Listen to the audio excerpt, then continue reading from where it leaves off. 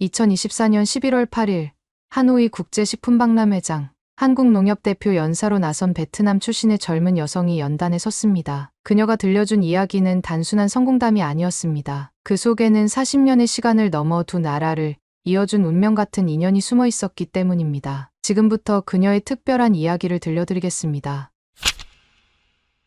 안녕하세요. 저는 팜티 린이라고 합니다. 메콩델타 지역 과수원 농가에서 태어나 하노이에서 자랐어요. 어릴 적부터 부모님의 과수원에서 보낸 시간들이 제 인생의 방향을 결정했답니다. 진한 열대과일 향기와 수확의 기쁨이 가득했던 그곳에서 베트남 농업의 미래를 꿈꾸게 되었거든요. 특별히 저희 가족에겐 잊을 수 없는 은인이 계세요. 바로 제 이모님인데, 이모님은 제가 가장 존경하는 분이에요. 베트남 전쟁 시기에 고아가 되어 미국으로 입양되셨다가 이제는 보스턴 아동병원의 소아과 과장이 되신 분이시죠. 이모님 덕분에 저희 가족은 경제적으로 많은 도움을 받았고 저 역시 좋은 교육을 받을 수 있었어요. 그래서인지 항상 이모님의 삶을 본받고 싶었고 저도 언젠가는 누군가에게 도움이 되는 사람이 되고 싶었답니다. 베트남 국립농업대학교에서 공부하면서 제 꿈은 더 구체적이 되었어요. 우리나라의 열대과일이 세계 시장에서 더 높은 가치를 인정받게 하는 것, 그것이 제 목표였죠. 수석으로 졸업한 후에는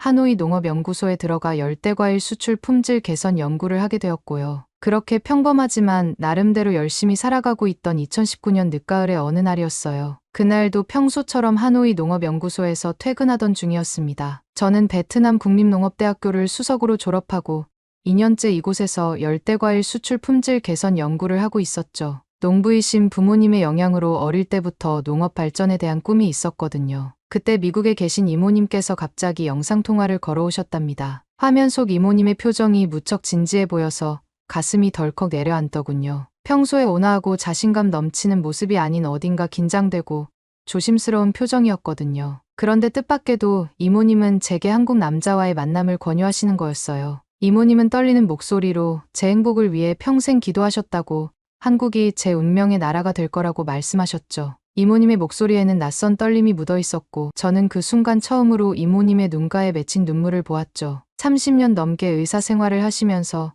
수많은 환자를 보면서 생이별을 간접 경험하셨다는 이모님이지만 눈물은 처음 보는 거였어요. 무언가 더 큰 사연이 있을 것만 같았지만 이모님은 더 이상의 설명을 하지 않으셨더라고요. 이모님의 말씀에 며칠 밤을 뒤척였답니다. 사실 전 한국에 대해 복잡한 감정이 있었거든요. K-드라마와 K-팝은 좋아했지만 현실의 한국은 달랐으니까요. 저희 동네에서도 한국에 시집간 친구 몇 명이 힘들어했다는 소식을 들었고 한국 남자들이 권위적이고 가부장적이라는 소문도 많았죠. 그런데 농업 연구를 하면서 알게 된 한국의 현실은 달랐어요. 베트남보다 훨씬 앞선 농업 기술, 특히 스마트팜 시스템은 정말 부러웠거든요. 게다가 한국 기업들과 협업하면서 만난 한국 사람들은 제가 들어온 것과는 많이 달랐답니다. 그래서일까요? 이모님의 진지한 권유가 자꾸만 마음에 걸렸어요. 며칠을 고민하다가 결국 이모님의 권유를 받아들이기로 했어요. 그리고 이모님이 말씀하신 대로 일주일 후 하노이의 한 결혼중개소에서 김현태 씨를 처음 만나게 되었답니다. 햇살이 따스한 토요일 오후였는데 아직도 그날의 긴장감이 생생하네요. 대기실에서 기다리는 동안 손바닥에 땀이 날 정도로 떨렸어요. 심장은 마구 뛰고 다리는 후들거리고 이런 제 모습이 낯설 정도였죠. 농업연구소에서 수많은 외국 바이어들을 만나봤지만 이런 상황은 처음이라 어찌할 바를 모르겠더라고요. 그러다 문이 열리고 한 남자가 들어왔는데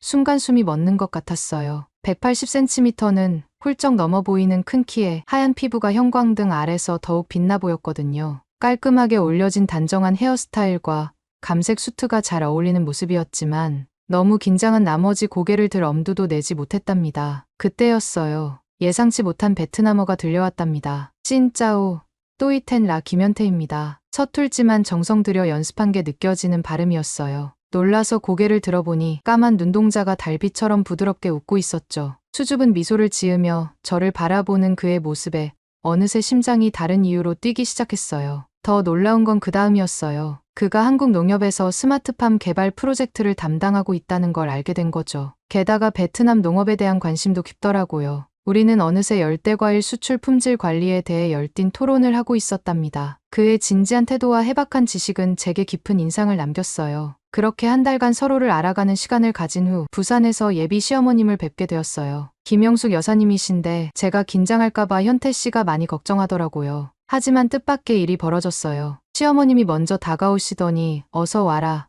우리 며느리라고 유창한 베트남어로 인사하시는 거예요. 순간 온몸에 전율이 흘렀답니다. 발음이 너무나 자연스러웠거든요. 깜짝 놀라 고개를 들었는데 시어머님의 눈가에 맺힌 눈물방울이 햇살에 반짝이고 있었어요. 그 모습이 지금도 선명히 기억나네요. 시어머님의 눈빛에서 뭔가 깊은 사연이 느껴졌지만 그때는 그저 제가 반가우셔서 그러시나 보다 했죠. 결혼식을 하루 앞둔 밤이었어요. 부산의 전통 한옥 게스트하우스에서 묵고 있었는데 이상하게도 잠이 오질 않더라고요. 한밤중에 방 안을 서성이다 문득 현관에서 인기척이 들렸죠. 시어머님의 부드러운 목소리로 제가 아직 자지 않았냐고 물으셨어요. 방문을 열자 따뜻한 대추차 향이 퍼졌답니다. 걱정되어 잠이 안 온다고 말씀드리자 시어머님도 당신의 첫날 밤 전날에 그러셨다며 공감해 주셨죠. 시어머님은 제 곁에 앉으시더니 오래된 앨범을 꺼내셨어요. 젊은 시절 사진들을 보여주시며 이야기꽃을 피우시던 중 한 장의 사진이 제 시선을 사로잡았죠. 앨범 사이에 끼워진 낡은 흑백 사진 속 소녀의 모습이 마치 거울을 보는 것처럼 낯익었거든요. 시어머님께 그 사진에 대해 여쭤보려 했지만 시어머님은 잠시 말씀을 멈추시더니 사진을 조용히 다시 넣으셨어요. 그리고는 갑자기 주제를 바꾸시듯 베트남 이야기를 꺼내셨죠. 놀랍게도 베트남의 문화와 역사를 꽤 상세히 알고 계셨어요. 베트남에 대해 어떻게 그렇게 잘 아시는지 여쭤보자 시어머님은 아주 오래된 인연이 있다고 짧게 답하셨어요. 시어머님의 목소리에 깃든 떨림이 마음을 울렸답니다. 그날 밤 시어머님은 오랫동안 제 곁에 앉아 계셨고 마지막으로 방을 나가시면서 내일 아침에 제게 줄 소중한 것이 있다고 오랫동안 기다려온 순간이라고 말씀하셨어요. 다음 날 아침 화장대 앞에서 웨딩드레스를 입고 있는데 시어머님이 들어오셨어요. 떨리는 손으로 작은 비단 보자기를 풀어내시더니 오래되어 빛바랜 듯한 베트남 전통 목걸이를 꺼내셨답니다. 오랫동안 소중히 간직해온 것이니 이제 제가 가져야 할 때가 됐다고 하셨죠. 시어머님의 눈가에 맺힌 눈물을 보며 저도 모르게 마음이 울컥했어요. 그때는 알지 못했죠. 그 목걸이가 품고 있는 이야기가 제 인생을 완전히 바꿔놓게 될 거라는 거요. 신혼의 달콤함도 잠시, 코로나19라는 예상치 못한 상황은 저희 가족에게도 큰 시련을 안겨주었답니다. 매일 밤 베트남에 계신 부모님과 영상통화를 하면서도 가슴 한켠이 먹먹했고 공항은 코로나로 인해 문이 닫혀 있었거든요. 더군다나 결혼 초기라 모든 게 낯설고 어색한 상황에서 마스크 너머로 시어머님의 표정을 읽어내기란 쉽지 않았습니다. 그런데 어느 날 이상한 점을 발견하게 됐어요. 평소처럼 이른 아침 부엌에서 퍼볼을 끓이고 있었는데 은은한 스마트폰 카메라 소리가 들리는 거예요. 고개를 돌려보니 시어머님이 부엌 입구에서 얼른 폰을 감추시더라고요. 순간 가슴이 철렁했답니다. 혹시 제가 한국식 예절에 어긋나게 행동하는 건 아닌지, 무언가 잘못하고 있는 건 아닌지 불안해지더라고요. 마음이 무거워져서 며칠을 보내고 있을 때였어요. 시어머님 서재에 빨래를 정리하러 갔다가 책상 위에 놓인 노트를 발견했습니다. 표지에는 베트남 요리 연구라고 적혀 있었고 안에는 제가 만든 요리들의 레시피가 하나하나 정성스럽게 기록되어 있었어요. 국수를 만들 때 면을 삶는 시간부터 고수 넣는 양까지 심지어 제가 무심코 하는 행동들까지 꼼꼼하게 메모해 두셨더라고요. 특히 놀라웠던 건 베트남어로 된 메모들이었습니다. 느엉맘의 비법이라든가 잔느엉맘을 우려내는 시간까지. 시어머님은 평소에 사와디캅처럼 엉뚱한 인사로 저를 웃게 만드시곤 했는데 노트 속의 베트남어는 전혀 다른 수준이었거든요. 그제서야 이해가 됐어요. 시어머님이 몰래 사진 찍으시고 기록하신 이유가 저를 감시하시려던 게 아니라 오히려 제 음식을 이해하고 배우려 노력하신 거였네요. 그 순간 지난 몇 달간의 오해가 눈 녹듯 사라지면서 코끝이 찡해지더라고요. 더군다나 이렇게 정성스럽게 기록하신 걸 보면서 문화의 차이를 뛰어넘으려 노력하시는 시어머님의 마음이 깊이 느껴졌답니다. 시어머님의 정성을 발견한 후 저도 한국 생활에 더욱 적극적으로 나서기 시작했어요. 그중 하나가 다문화센터에서의 봉사활동이었죠. 매주 토요일마다 새로운 베트남 신부들에게 한국 문화를 알려주는 일이었는데 그날도 평소처럼 수업을 마치고 정리를 하고 있었어요. 센터장이신 김미영 선생님이 커피를 건네시며 불쑥 물으시더군요. 선생님의 표정이 묘하게 진지했는데 지금도 그때의 말씀이 또렷이 기억나요. 린 씨, 시어머님이 40년 전부터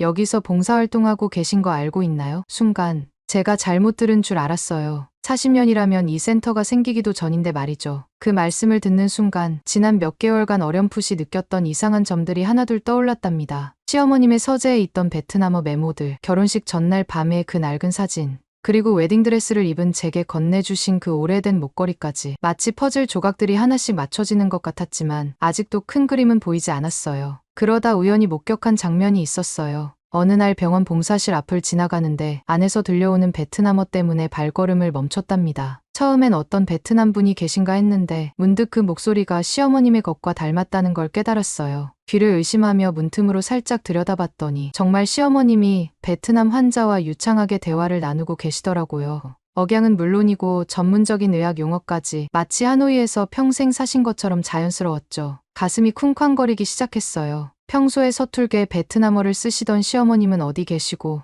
눈앞의 이 유창한 베트남어 실력은 또 뭔가요? 40년이라는 시간, 베트남어 공부, 그리고 시어머님의 숨겨진 과거, 이 모든 것이 어떤 큰 비밀과 연결되어 있다는 걸 직감적으로 느꼈답니다. 하지만 그 순간만큼은 차마 문을 열고 들어가 여쭤볼 용기가 나지 않더라고요. 마치 오래된 비밀 상자를 발견했지만 열 준비가 되지 않은 것처럼요. 그날 밤 모든 퍼즐이 맞춰지는 순간이 찾아왔어요. 봉사활동을 마치고 나오는데 하은주 이모님께서 저를 부르시더라고요. 병원 근처 조용한 카페에서 차 한잔 하자고 하시면서요. 이모님의 표정이 무척 진중해 보여서 왠지 모를 긴장감이 들었답니다. 따뜻한 차가 나오고 잠시 침묵이 흐른 뒤 이모님은 40년 전으로 거슬러 올라가는 이야기를 시작하셨어요. 1979년 공산화된 베트남을 탈출하려던 수많은 보트피플이 한국 해역에서 구조되었다고 해요. 어린 아이들과 젊은이들이 작은 배에 몸을 싣고 죽음을 무릅쓰고 탈출했다는 거죠. 부산항에 도착한 이들을 위해 임시 난민 수용소가 설치되었는데 그때 갓 23이었던 시어머님은 그곳의 젊은 간호사였다고 해요.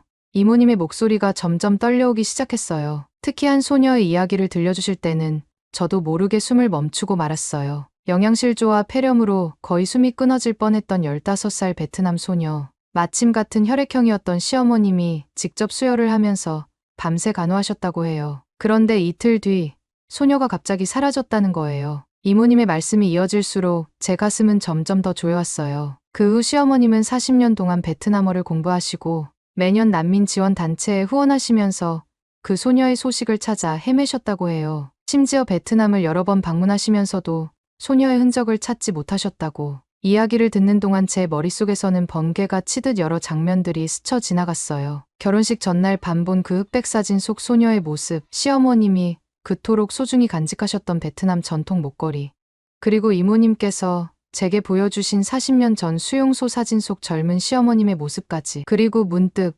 왠지 모를 떨림이 온몸을 휘감았어요. 그 사진 속 소녀의 모습이 어딘가 낯익다는 생각이 들었거든요. 하지만 그게 정확히 누구인지, 왜 그렇게 친숙하게 느껴지는지는 아직 알 수 없었답니다. 다만 한 가지 확실한 건 시어머님의 마음속에 깊이 새겨진 그 인연이 결코 단순한 우연이 아니라는 거였어요. 하은주 이모님과의 대화 이후 설날이 다가왔어요. 그날 아침 일찍 부엌에서 들려오는 소리에 잠을 깼는데 놀라운 광경이 펼쳐져 있었답니다. 시어머님께서 베트남 전통 설날 음식을 준비하고 계신 거예요. 거실 테이블은 마치 제가 어린 시절 고향에서 보던 설날 풍경 그대로였어요. 찹쌀로 만든 쯔은 케이크는 바나나 잎으로 정성스럽게 쌓여 있었고 알록달록한 무트는 마치 보석처럼 반짝였죠. 심지어 붉은색과 금색으로 장식된 전통 등롱까지 하노이 구시가지의 설날 분위기를 그대로 재현해 놓으셨더라고요. 깜짝 놀란 제 모습을 보며 시어머님은 수줍게 웃으셨어요. 그런데 뭔가 이상했어요. 시어머님의 손놀림이나 음식을 다루는 방식이 너무나 자연스러웠거든요.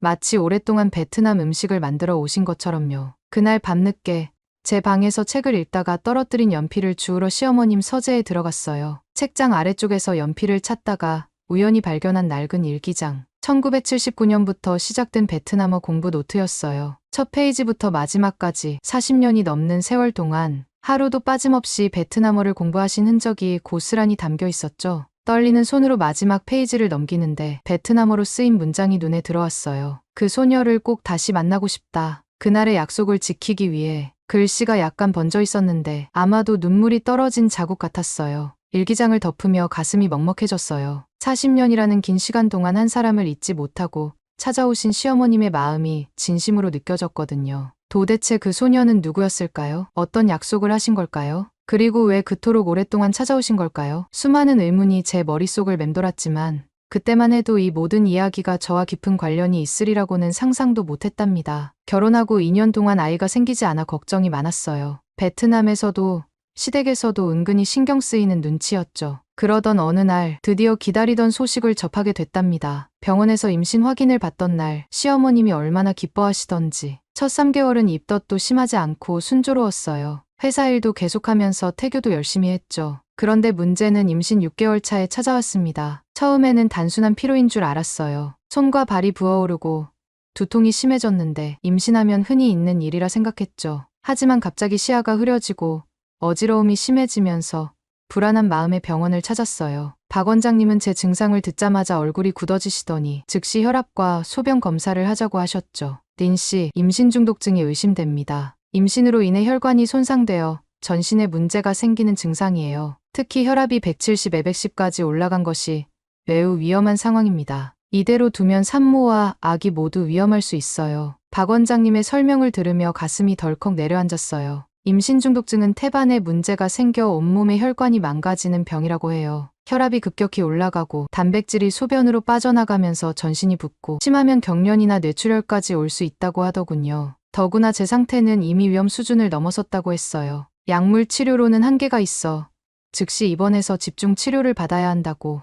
박 원장님의 설명이 끝나기가 무섭게 제 몸은 이미 병원 침대에 누워 있었어요. 중환자실 특유의 차가운 공기와 쉴 새 없이 울리는 기계음 속에서 머릿속은 온통 뱃속 아기 생각뿐이었답니다. 간호사들이 24시간 교대로 저를 지켜보며 매 시간 혈압을 체크했어요. 의료진들은 최대한 임신 기간을 늘리려 노력했지만 상황은 점점 나빠져만 갔죠. 시어머님은 그런 저를 한시도 놓지 않고 지켜보고 계셨어요. 그러던 어느 날 밤 갑자기 심한 두통과 함께 시야가 흐려지기 시작했어요. 온몸이 부어올라 숨쉬기도 힘들었죠. 박 원장님이 병실로 급히 들어오셔서 혈압이 200까지 올라갔다며 더 이상 기다릴 수 없으니 응급 제왕절개를 준비하라고 다급하게 말씀하시는 소리가 희미하게 들렸어요. 그때였어요. 의식이 흐릿한 상태에서 들은 시어머님의 유창한 베트남어가 귀에 들려왔어요. 마치 전문 의사처럼 베트남 현지 의료진과 전문 용어를 섞어가며 화상통화를 하고 계시더군요. 태반 조기박리 증상이 보인다며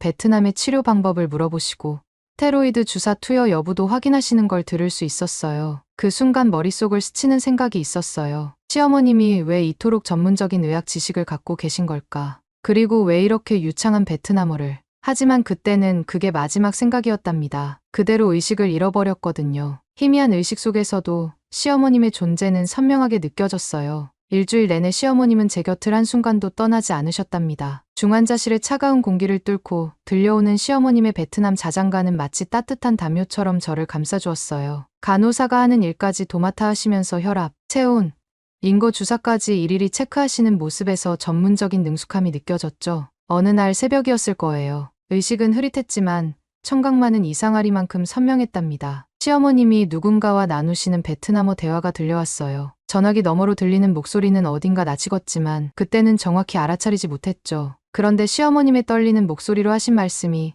가슴 깊이 박혔어요. 40년 전처럼 이번에도 이 아이를 꼭 살려내야 한다고. 그 말씀에 담긴 깊은 의미를 그때는 미처 알지 못했답니다. 그날 밤늦게였어요. 병실의 정막을 깨고 급한 발소리가 복도에서 울려 퍼졌어요. 희미한 의식 속에서도 뭔가 특별한 일이 일어날 것 같은 예감이 들었죠. 문이 열리는 순간 흐릿한 시야를 뚫고 들어온 익숙한 실루엣. 제 심장이 쿵하고 울렸답니다. 보스턴에 계시던 이모님이 그 자리에 서 계신 거예요. 시어머님은 이모님을 보시자마자 마치 다리에 힘이 풀린 것처럼 그 자리에 주저앉으셨어요. 떨리는 손으로 입을 가리신 채 믿을 수 없다는 듯 고개를 내저으셨죠. 40년 전 그 흑백 사진 속 장면이 현실이 되어 눈앞에서 펼쳐지는 것만 같았어요. 이모님은 천천히 다가오시더니 시어머님의 손을 붙잡으셨어요. 그 순간 두 분 사이에 흐르는 시간이 멈춘 것 같았답니다. 이모님의 입술이 떨리기 시작했고 눈물이 한 방울, 두 방울, 마침내 오열하기 시작하셨어요. 40년을 찾아 헤맸습니다. 그제야 모든 것이 선명하게 보이기 시작했어요. 1979년 차가운 겨울, 베트남 전쟁 이후 조국을 탈출한 보트피플들이 부산항에 도착했었죠. 영양실조와 폐렴으로 죽어가던 15살 베트남 소녀가 있었는데 당시 부산항 난민수용소의 젊은 간호사였던 시어머님이 자신의 피를 나눠주셨던 거예요. 그 소녀가 바로 제가 평생 은인이라 여기며 따르던 이모님이셨고 그 간호사가 바로 제 시어머님이셨던 거죠. 이모님은 그 후 미국으로 입양되어 의사가 되셨고 저희 가족을 평생 도와주셨어요. 그리고 40년이 지난 지금 또다시 위태로운 제 생명을 지키기 위해 이 병실에서 두 분이 제외하신 거예요. 이제 이해가 됐어요. 이모님이 그토록 한국 남자와의 결혼을 권하셨던 이유도, 현태 씨를 소개받던 날 시어머님이 베트남어로 인사하셨던 것도, 40년 동안 베트남어를 공부하시고 봉사활동을 하셨던 이유도, 모든 게 이모님을 찾기 위한 시어머님의 노력이었던 거죠. 시어머님과 이모님은 서로를 부둥켜안은 채 오랫동안 우셨어요. 그 눈물 속에는 40년의 그리움과 찾아 헤맨 절실함과 마침내 서로를 찾았다는 안도감이 전부 담겨 있는 것 같았죠. 저도 모르게 뜨거운 것이 눈가를 적시기 시작했어요. 모든 것이 이해되기 시작했답니다. 결혼식 전날 밤 본 그 낡은 흑백 사진이 왜 그토록 낯익었는지, 시어머님이 왜 그렇게 유창한 베트남어를 구사하시는지, 그리고 제가 왜 이 가족의 며느리가 되어야만 했는지, 이 모든 게 우연이 아닌 40년이라는 시간을 거쳐 이어진 운명이었던 거예요. 한 생명을 구하기 위해 자신의 피를 나눠준 간호사의 따뜻한 마음이 40년이 지나 그 은인을 찾아 헤맨 소녀의 간절함이 이제는 저와 제 뱃속 아이에게까지 이어지고 있었던 거죠. 이모님과 시어머님의 이야기는 거기서 끝이 아니었어요. 그날 밤 이모님께서 더 놀라운 고백을 하셨답니다. 수년 전부터 시어머님의 존재를 알고 계셨다는 거예요. 난민 지원 단체를 통해 우연히 시어머님의 봉사활동 기록을 발견하셨고 그 후로 계속 지켜보고 계셨다고 해요. 그리고 제가 결혼할 나이가 되었을 때 이모님은 조심스럽게 현태 씨를 소개하셨던 거죠. 그저 평범한 맞선이라고만 생각했던 그날, 제가 얼마나 많은 오해를 했었는지 모르겠어요. 시어머님이 몰래 찍으시던 사진들, 서툰 베트남어로 대화하시려 했던 순간들, 그리고 결혼식 전날 밤에 그 낯익은 사진까지, 모든 것이 새로운 의미로 다가왔답니다. 다행히도 우리 모두의 기도와 한국 의료진들의 헌신적인 노력 덕분에 저와 아기는 위기를 넘길 수 있었어요. 40년 전 한 한국인 간호사의 따뜻한 마음이 이모님의 생명을 구했고, 그 인연은 마치 끝없이 이어지는 생명의 끈처럼 저와 제 아기에게로 이어진 거죠. 퇴원 후 저희는 VIP 병실로 옮겨졌는데 그날 밤 우리 가족들의 모습은 마치 영화의 한 장면 같았어요. 시어머님과 이모님은 나란히 앉아 오래된 앨범을 보고 계셨는데 그 속에는 40년 전 난민수용소의 흑백 사진부터 제 결혼식 날 사진까지 가득했답니다. 두 분의 눈가에 맺힌 눈물방울이 병실의 은은한 조명에 반짝이던 모습이 아직도 선명해요. 그제야 저는 완전히 이해할 수 있었어요. 결혼식 전날 밤 본 그 흑백 사진 속 소녀가 왜 그토록 낯익었는지, 시어머님이 왜 그렇게 저를 소중히 여기셨는지, 우리는 피가 아닌 사랑으로 40년의 시간을 뛰어넘어 하나의 진정한 가족이 된 거였죠. 그리고 이제 곧 태어날 우리 아기는 이 특별한 인연을 잇는 새로운 증인이 될 거예요. 그 후 저희 부부는 부산에서 새 삶을 시작했어요. 현태 씨는 농협 스마트팜 개발팀에서 일하고 저는 베트남 농산물 품질 관리 연구원으로 취직했답니다. 시어머님의 추천으로 시작한 일이었는데 제가 전공한 농업기술과 두 나라의 문화를 모두 이해하는 제 경험이 큰 도움이 되더군요. 덕분에 3년 만에 한국 농협의 베트남 수출입 담당자로 승진하게 됐고 양국 농업협력의 가교 역할을 하게 되었어요. 그러던 중 2024년 베트남 하노이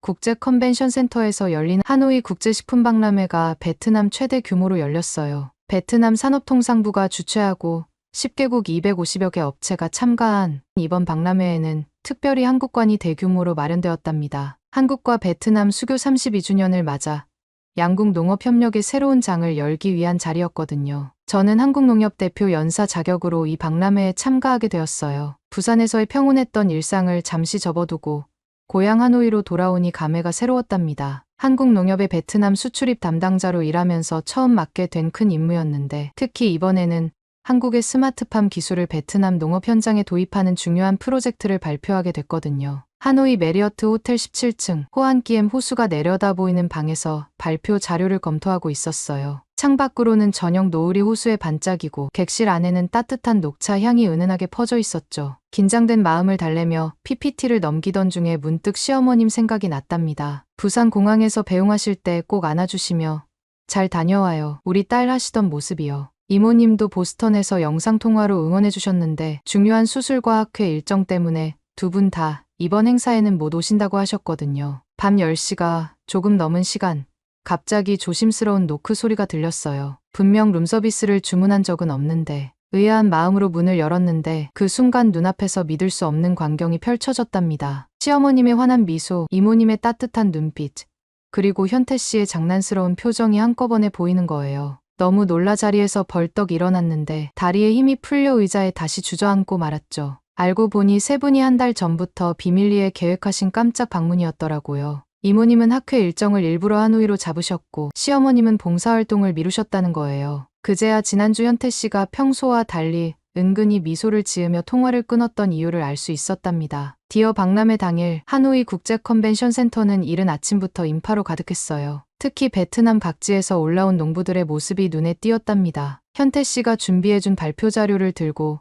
단상에 올랐을 때 객석에서 시어머님과 이모님이 응원의 미소를 보내주시는 게 보였어요. 제가 한국의 스마트팜 기술을 소개하기 시작하자 객석은 놀라운 반응을 보여주었어요. 특히 메콩델타 지역의 기후변화로 인한 염해 피해를 최소화할 수 있는 토양 관리 시스템과 열대과일의 신선도를 오래 유지할 수 있는 저장 기술에 대한 관심이 뜨거웠죠. 질의응답 시간에는 수많은 농부들이 손을 들고 구체적인 도입 방법을 물어보셨답니다. 오후에는 더욱 특별한 순간이 기다리고 있었어요. 부산항 근처 영도에 있던 옛 난민수용소 터를 본떠 만든 기념관을 찾았거든요. 그곳에서 시어머님은 눈시울을 붉히시며 새로운 계획을 발표하셨어요. 한배 농업기술센터 건립과 함께 의료봉사단을 재조직해서 베트남 농촌 지역 의료 지원도 병행하시겠다는 거였죠. 40년 전 그날의 기억을 되살리는 듯한 시어머님의 떨리는 목소리가 아직도 생생해요. 다음 날은 더욱 가슴 뭉클한 순간이 찾아왔어요. 하노이에서 2시간 거리에 있는 제 고향 마을을 찾은 거죠. 어릴 적 부모님과 함께 망고와 용과를 재배하던 그 과수원이 이제는 한베트남 스마트팜 시범단지로 선정되었다는 소식이었어요. 낡은 관계시설 대신 최첨단 스마트팜 시스템이 들어서고 우리 마을 청년들이 한국의 농업기술을 배우게 된다는 거죠. 그 과수원 한켠에 서서 문득 지난 시간이 주마등처럼 스쳐 지나갔어요. 40년 전 시어머님의 따뜻한 손길이 없었다면 이모님은 살아남지 못했을 거예요. 그리고 저 역시 이 자리에 없었겠죠. 한 사람의 선한 마음이 이렇게 큰 결실을 맺을 줄 누가 알았을까요? 마지막 날 저녁 하노이에서 가장 오래된 전통 정원 이응웬 왕조 정원에서 특별한 만찬이 열렸어요. 수백 년 된 용과나무 아래 정성스레 차려진 만찬 테이블에는 베트남 전통 음식과 한식이 조화롭게 어우러져 있었죠. 자연스레 두 나라의 문화가 섞여들듯 우리 가족의 이야기도 그렇게 하나가 되어가고 있었답니다. 식사가 시작되기 전 시어머님께서 조용히 자리에서 일어나셨어요. 40년 전 그날 난민수용소에서 한 생명을 살리셨던 것처럼 떨리는 손으로 와인잔을 드시더니 말씀을 시작하셨죠. 한국어와 베트남어를 번갈아가며 그동안 가슴에 담아두셨던 이야기를 들려주셨어요. 이모님은 시어머님의 손을 꼭 잡은 채 눈물을 훔치셨고 제 남편은 조용히 미소 지으며 그 모습을 지켜보았답니다. 우리 2살배기 아들은 식탁 주변을 뛰어다니며 즐거워했어요. 친정 부모님은 손주를 바라보시며 행복한 미소를 지으셨고요. 베트남의 저녁 공기는 후끈했지만 하늘에서 불어오는 바람이 우리 모두의 마음을 시원하게 적셔주는 것 같았어요. 이제 곧 부산으로 돌아가 평범한 일상이 다시 시작되겠지만 이번 하노이에서의 며칠은 평생 잊지 못할 거예요. 시어머님이 40년 전에 심으신 작은 사랑의 씨앗은 이제 거대한 나무가 되어 두 나라를 이어주고 있으니까요. 그 나무 아래서 우리 아이가 자라날 모습을 생각하니 가슴 한켠이 따뜻해지는 걸 느낍니다. 이제는 제가 그 사랑을 이어갈 차례인 것 같아요. 한국과 베트남을 잇는 다리가 되어 또 다른 40년의 이야기를 만들어가고 싶답니다. 오늘 사연은 여기까지입니다. 어떻게 들으셨나요? 오늘 사연이 재미있으셨다면 구독 버튼 한 번만 눌러주세요. 저는 더 좋은 사연으로 찾아뵐게요. 감동도서관이었습니다.